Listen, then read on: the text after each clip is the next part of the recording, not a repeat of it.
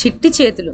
బలభద్రపురంలో ధర్మన్న అనే బెల్లపు వర్తకుడు ఉండేవాడు. పేరుకు ధర్మన్న కాని అతడు ఒట్టి లోవి. వాని భార్య ధనాలు మటుకు పెట్టుగుణంగల ఇల్లాలు. ఇంటికి వచ్చే ముష్టి వాళ్లకు నోటితో కాకుండా చేతితో లేదని చెప్పి పంపేది. వచ్చిన వాళ్ళకల్లా ముష్టి వేస్తూ కూర్చుంటే దివానాలు కూడా దివాలా తీస్తాయి అని ధర్మన్న భార్యను మందలించేవాడు. పేదకు సాధకు ధర్మం చేస్తూ ఉంటేనే మనకు లక్ష్మి వృద్ధి పొందుతుంది అని సమాధానం చెప్పేది ధనాలు. ఇలా ఉభయల మధ్యన సంసారంలో రోజు పీచీలు పడుతూ ఉండేవి. చివరకు ఎలా అయితేనే అతడు ఒక ఏర్పాటుకి ఒప్పుకున్నాడు. ఇంటికి వచ్చిన ముష్టి వాళ్ళందరికీ కాక రోజుకి ఒక్కళ్ళకు మాత్రం దోసెడు బియ్యం వేసి ఊరుకోవాలని చెప్పాడు. ఈ మాత్రానికైనా ఒప్పుకున్నందుకు ధనాలు సంతోషించింది. మర్నాటి నుంచి బాగా దోసెల నిండుగా బియ్యం తీసి అవన్నీ ఒక ముష్టివాడికే వేసేది. ఆ దోసెడు బియ్యం చూడగా తవ్వెడుకు పైగానే ఉండేవి. పోనీలే, ఒక్కలకైనా కడుపు నిండా భోజనం పెట్టగలిగాము కదా అని ఆమె మనసులో ఎంతగానో తృప్తిపడేది. ఇలా ఉండగా వారి కోడలు రత్నం శ్రావణ మాసం నోములకని అత్తారింటికి వచ్చింది. కోడల్ని చూడగానే ధర్మన్నకు ఒక చిత్రమైన ఆలోచన తట్టింది. వెంటనే భార్యను పిలిచి, ఒసే ఒసే, ఇటుపైన మన రత్నం చేతితో ముష్టి వాళ్లకు బెచ్చం పెట్టించుతూ ఉండు. ఆ చిట్టి చేతులతో కొత్త కోడలు దాన ధర్మాలు చేస్తుందంటే చూడ ముచ్చటగా ఉండి లోకులు ఆనందిస్తారు అన్నాడు. ఏదో విధంగా భర్తకు ఔదార్యం కలిగింది కదా అని ధనాలు చాలా సంతోషించింది. కానీ ఇలా ఎందుకు చెప్పాడో, అతని ఆంతర్యం ఏముంటుందో తెలుసుకుందామని మాత్రం ఆమెకి స్ఫురించనే లేదు. ఇంతలో ధర్మన్న బెల్లం బేరం చేయటానికని హడావిడిగా అనకాపల్లి వెళ్లాల్సి వచ్చింది. మామగారి కోరిక ప్రకారం మర్నాటి నుంచే రత్నమ్మ బిచ్చగాళ్లకు ముష్టి వేస్తూ వచ్చింది. వేయడం అంటే బస్తాల్లో నుంచి బియ్యం తీస్తూ ఎంతమంది వస్తే అంతమందికి తన చిట్టి చేతులతో ధర్మం చేశాడు. మరి ధనాలు రోజు ఒక్కరికే బిచ్చం వేసేదే, ఇప్పుడు రత్నం ఎంతమందికైనా ఎందుకు వేస్తున్నది అని సంశయం కలగవచ్చు.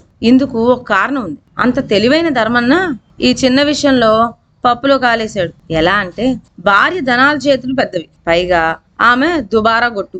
రోజుకి ఒక్క దోసెడు మాత్రమే తీసినా తవ్వెడి గింజలకు పైగా పోతున్నాయి. కనుక ఈ పని ఆమె చేతుల్లో నుంచి తప్పించితే ఇటుపైన ఇటువంటి దుబారా జరగబోదు అని తలిచాడు. సరే, భార్య చేతుల నుండి ఈ పని ఎలా మార్చడం అని అతను ఆలోచించాడు. ఇప్పుడు కోడలింట్లో కాలు పెట్టగానే ధర్మన్న సమస్యకు సమాధానం వచ్చేసింది. కోడలి చేతులు చిట్టి చేతులు. ఈమె చేత ముష్టి వేయిస్తే ఆ దోశలలో 6 గిద్దెడి గింజలు కూడా పట్టవు. కాబట్టి బియ్యం అట్టే ఖర్చు కావు. ఈ ఆలోచనతో ఈ పని కోడలికి అప్పచెపితే బాగుంటుందని భార్యకు నచ్చజెప్పాడు.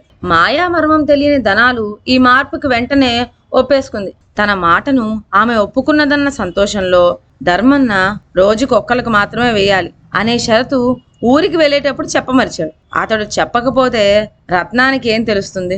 అందుకనే కోడలు రత్నం ఇంటికి వచ్చిన ముష్టి వాళ్ళందరికీ తన చిట్టి చేతులతో బెచ్చం వేస్తూ వచ్చింది. ధర్మన్న ఇంట్లో ఈ మార్పు చూచి ఊళ్ళో వాళ్లే గాక పై గ్రామాల నుండి యాచులు కూడా గుమ్మం ముందు బారులు తీర్చి నించునేవాళ్ళు. మరి ఇంకో వారం 10 రోజుల కల్లా సరుకు వేయించుకొని ధర్మన్న ఇంటికి చేరుకున్నాడు. అతడు వచ్చేసరికల్లా బారులు తీర్చి నించున్న యాచకులు, అమ్మా అన్నపూర్ణాదేవి తల్లి అంటూ కోడల్ని పొగిడి ఆమె చిట్టి చేతులతో వాళ్ళందరూ బెచ్చం అందుకుంటున్నారు. ఇది చూసి లోబి అయిన ధర్మన్నకు గుండె పగిలింది. చూచుకోగా తను ఇంటి ఖర్చు కోసం ఇచ్చిపోయిన బస్తా బియ్యము చాలా వరకు ధర్మం కోసమే వినియోగమై సంచి ఖాళీ అయింది. తీరా ఇప్పుడేమనుకుంటే ఏం లాభం? ముష్టి వేసే అధికారం కోడలకు చేతులారా అప్పగించి వేశామై మళ్ళీ మార్పు చేయబోతే నలుగురిలో నవ్వులు పాలే కదా అనుకున్నాడు ధర్మన్న.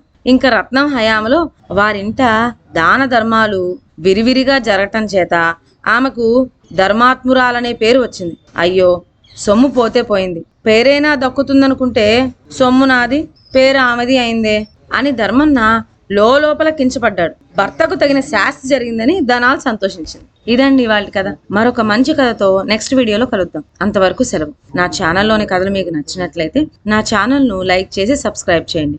షేర్ చేయడం మర్చిపోవద్దు. కొత్త కథల నోటిఫికేషన్ కోసం బెల్ ఐకాన్ ప్రెస్ చేయండి. Thank you.